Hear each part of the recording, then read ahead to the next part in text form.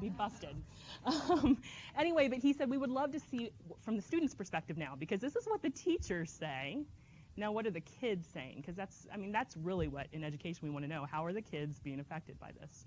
So that's what we're working on this year. That's part 2. So we'll come back next year and tell you all about that. But we actually have gone out and, well, we did surveys. That's the first step, step 1. We did 3 surveys throughout the year to the teachers. And now this year we're going out and we've actually done focus groups with the students, which is incredible. We sit down with them for about, an hour, I think we had with them, in small focus groups. And God, I've got so much information to transcribe. I wish we had statisticians and grad assistants that could help me with all that transcription, but it'll get done eventually. Anyway, so second slide.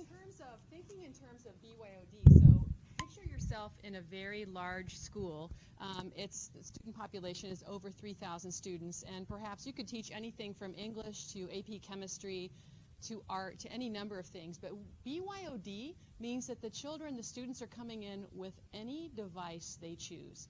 And you as a teacher are expected to know how to use that device and help the children learn, to assess their learning, to troubleshoot applications, as well as the devices themselves. So BYOD presents a number of specific challenges that are not going to be presented where everyone has an iPad or everyone has a Chromebook. So there's quite a bit of challenge. And this, as Jen said, this was the first year. So to give you an idea of the type of school, as you can see, it's primarily white and also mostly very little free and reduced lunch. So it's more of an affluent high school.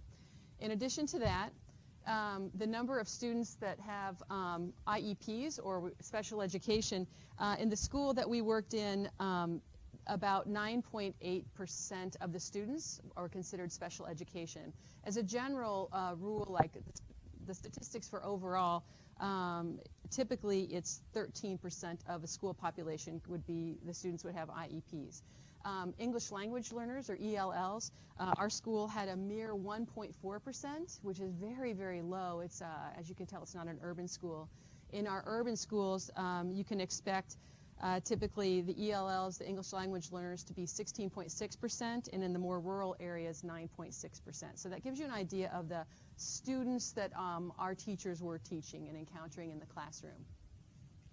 Okay, so our survey, it was fun trying to develop a survey. Literally, we had about 30 days to do this because I was not really employed here yet. I had to go through the IRB and all of that in 30 days because I decided I wanted to do this in June and they needed a survey by the first month. So didn't happen. We got delayed a little bit. But what we put together this survey, and we focused on various aspects from classroom management to classroom assessment.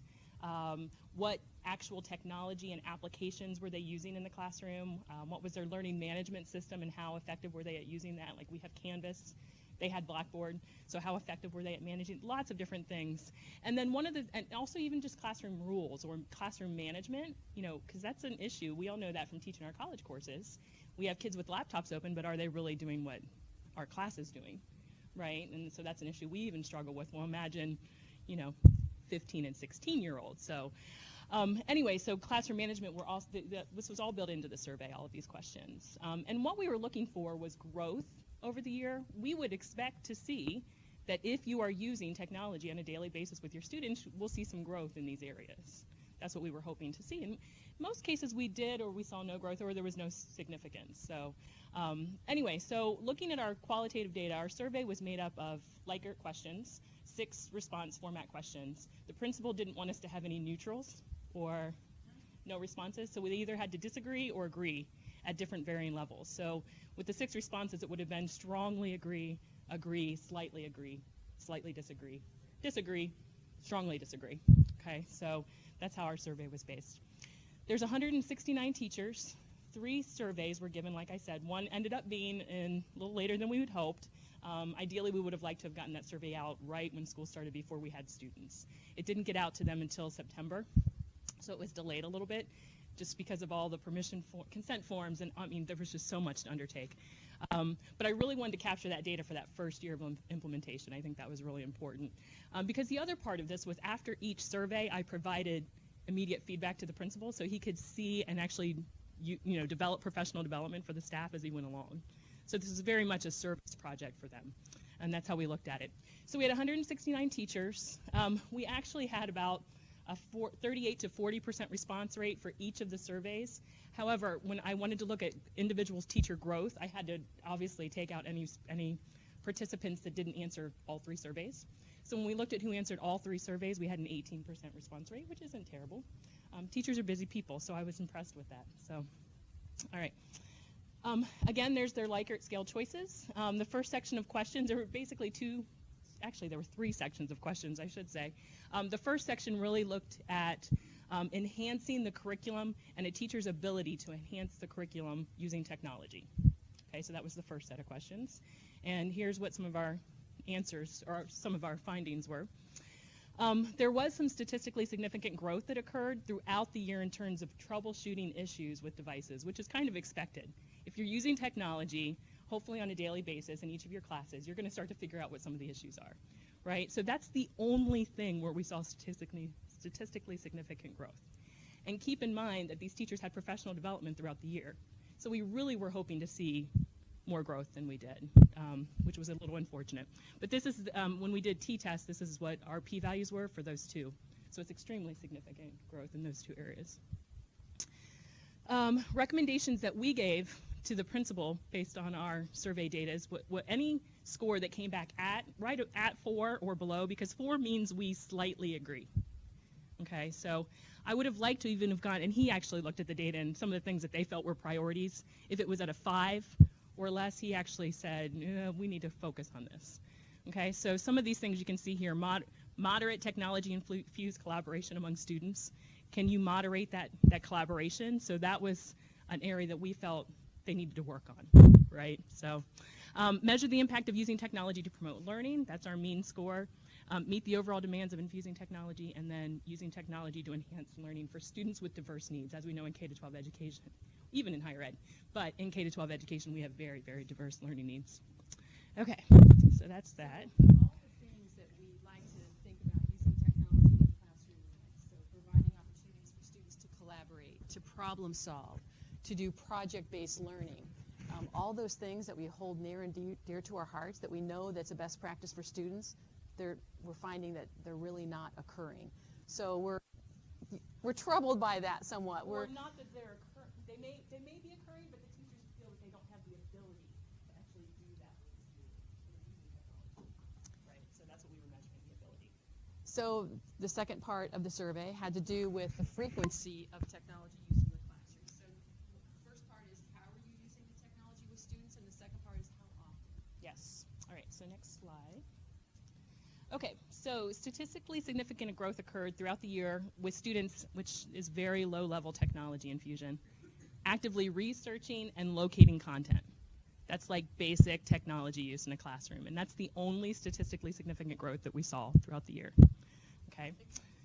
It really hurts. We're both technology geeks, and this really hurt our hearts. So anyway, so there was some noteworthy growth. The only other area that wasn't statistically significant, but very close, it was a 0.07 p-value. Students presented with authentic and relevant challenges to solve real-world problems using technology. That's where we want to be with technology use in the classroom. And so we're getting there, and that's one thing that they're actually implementing. I like to think it's all because of our surveys, which I do think it helped guide them that way, but they're really working on those 21st century global skills that we hear about schools talking about. But last year they focused on technology use. This year they're focusing on technology merged with pedagogy. Okay, so, and I like to say it's because of us, but I think they probably would have headed that way anyway. But I think this was a good way to back up what we were trying to tell them.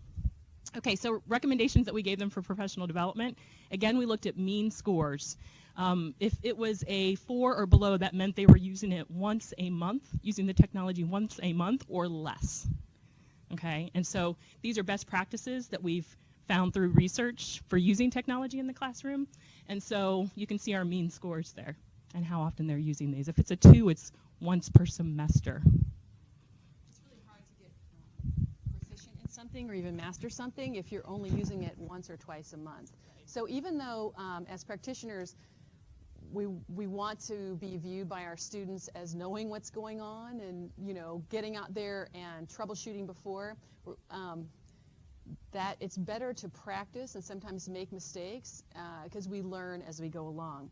So Jen mentioned that there were 3 parts to the survey, and the first part measured what applications or what devices are being used. The second part measured how frequent are the professors or the teachers using the technology. And the third part, which I focused a little bit of my work on, is gathering some qualitative feedback and information about what the teachers' comments were, about what the benefits were, what the burdens were, and what would they suggest the next steps be. So this was the third part, and again, open-ended questions. So as you can see here, the teachers cited the biggest benefit of using technology is to increase access to internet resources. That doesn't surprise me at all, okay? So with a one-to-one laptop or one-to-one BYOD program, the students have access to the internet at any time, any place in the school.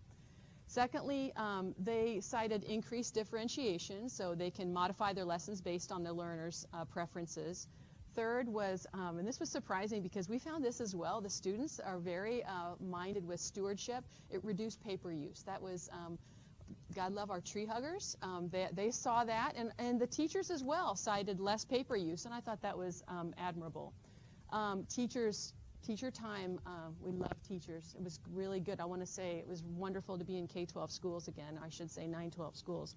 Teachers work very, very hard, and their efforts are greatly appreciated. Sometimes not appreciated enough by the students, but teachers cited technology really helps them reduce their prep time. And when you can reduce a teacher's prep time, that means that you can increase the time that they spend with students, writing effective feedback, making phone calls home, attending meetings, and whatnot. This is probably one of my favorites because I think that student direction and taking initiative in their own learning and owning their learning is so important. And even though that's near and dear to my heart, that wasn't their thing that they cited that was most important or one of the biggest benefits. The last one was teachers said, hey, it's just convenient. We really appreciate what technology does for us, and it helps convenience as well. I think it also helps teachers. They get away from the copy work. You know, that has always been a challenge for teachers. Yeah. I remember when I first started teaching years and years ago, if you couldn't get to the copier, it was like the end of the world for you. Right. Right? Or worse yet, when the copier broke down. Right. There was a long line at the copier, and I used to go to Kinko's. I remember going to Kinko's out of Ohio State University's campus at like 2 in the morning because I knew they were open all night long because I needed to get to the copier, right? So those were the days. But what I find interesting here is even though this is one benefit that they said they really like, the students are still primarily using it to look up content. instead of creating information, they're consuming it, which is very low level. So we really want to move to the other end of the spectrum. And if there's time, we'll share a little bit about what we're doing in the Educators College and what we took away from this case study and how we're implementing that in the Educators College. So what was the most used tech tool? That was their LMS. And as Jen mentioned, their LMS of choice was Blackboard. Boo. We love Canvas. We could not love Canvas more. We love, thank you to Tom Harrington, and we'll put a plug in for him, Johnny on the spot, with regard to Canvas. They did use Blackboard. The second most technology tool was Google Drive, then OneNote and OneDrive. Notice that these are really just information providers. They provide a conduit for sharing information so students can pull down information from their MLS and submit information. Very little creativity, very little project-based learning. It's low level. It's a start, though. It's okay. The barriers to using technology, OMG. Number one, distracted students, students that are off task. And just as a little bit of a teaser, what Jen and I found, This is going to hurt my heart. okay, we're not going to tell you any numbers, okay, because that's for another study. But okay, the students in our focus groups were the AP, the top students, the principal council students. We started out with them. We want to do a focus group with students across the board eventually. Students are using technology and not necessarily for off-task shopping or checking Facebook or whatever, but these students were off-task doing other assignments. They're managing their time. They're prioritizing their time. They may swim. They may play soccer. They may play basketball. They may do cheerleading. Right, so they're constantly measuring and prioritizing their time. So they're in AP Chemistry, but they're writing their English paper for AP English, right? So distracted students. When I first asked the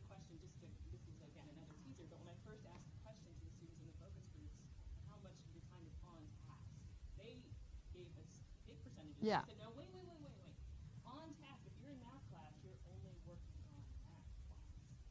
And then the numbers change drastically. But we're not saying, okay? Okay, so at the time of the BYOD, you could bring anything. You could bring iPads, you could bring Chromebooks, you could bring cell phones if you wanted to.